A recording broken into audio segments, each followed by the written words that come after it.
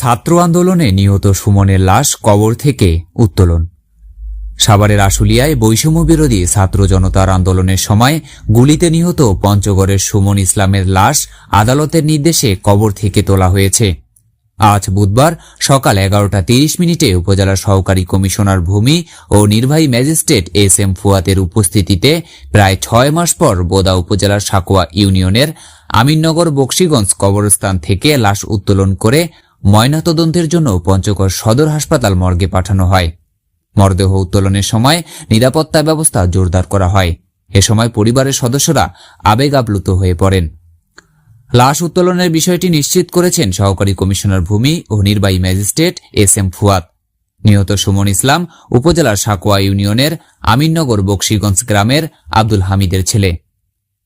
নিহত সুমনের বড় বোন মনিজা বেগম বলেন, গত 5ই আগস্ট সাভারে আশুলিয়া ছাত্র আন্দোলনে আওয়ামী সন্ত্রাসীদের ছোড়া গুলিতে আমার ছোট ভাই সুমন ইসলাম গুরুতর আহত হয়ে ঢাকা মেডিকেল কলেজ হাসপাতালে 7ই আগস্ট মৃত্যুবরণ করেন।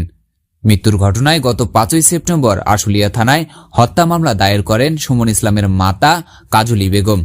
সেই মামলায় তদন্তের জন্য সুমন ইসলামের লাশ তোলা হয়েছে। ময়নাতদন্ত শেষে আবারও দাফন করা হবে। এ বিষয়ে বোদা থানার ভারপ্রাপ্ত কর্মকর্তা আজিমউদ্দিন মরদেহ উত্তোলনের বিষয়টি নিশ্চিত করে বলেন, নির্বাহী ম্যাজিস্ট্রেট, মামলার তদন্তকারী কর্মকর্তা সহ আমরা মরদেহ উত্তোলনের সময় উপস্থিত ছিলাম। ময়নাতদন্ত শেষে আবারও মরদেহ দাফন করা হবে। উল্লেখ্য, গত 5ই আগস্ট সাভারে আশুলিয়া থানাধীন বাইপাইল মোড়ে RMST টাওয়ারের সামনে ছাত্র বিক্ষোভে যোগ দেন সুমন ইসলাম। গুলিবিদ্ধ হলে চিকিৎসাধীন অবস্থায় ঢাকা মেডিকেলে মারা যান। পরে তার লাশ ময়নাতদন্ত ছাড়াই আমিননগর বকশীগঞ্জ কবরস্থানে দাফন করা হয়। আমরা আজকে বোদা উপজেলার সাকুয়া ইউনিয়নে আছি।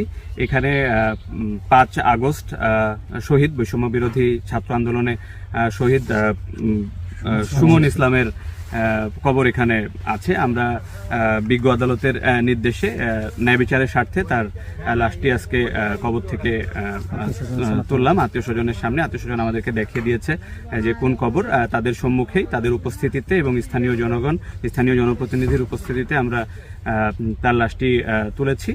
আমরা এটা প্রয়োজনীয় প্রক্রিয়া সুরতহালের জন্য আমরা পাঠাবো। আমরা আশা করছি যে এই প্রক্রিয়ার মাধ্যমে ন্যায় বিচার সমুন্নত হবে, প্রকৃত অপরাধীরা শাস্তি পাবে। ধন্যবাদ। এই ঘটনাটা কোথায় ঘটেছিল? তিনি গুলিবিদ্ধ হয়েছিলেন ঢাকায় আশুলিয়া থানার সম্মুখে।